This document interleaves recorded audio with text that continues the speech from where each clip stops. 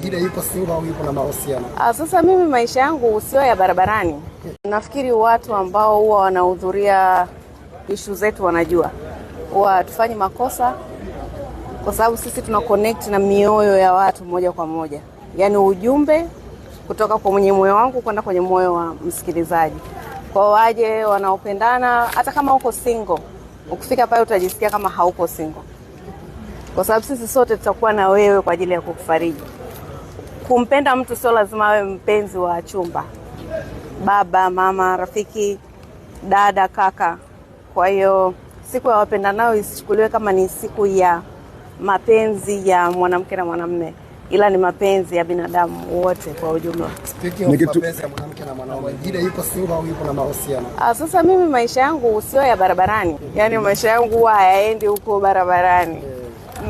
Ndivyo ni kitu ambacho niliamua kuwa maisha yangu sio ya barabarani.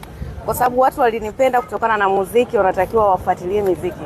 Sio wafuatilie niko single au niko na bwana. Bwana hawezi kuwapa kitu chochote.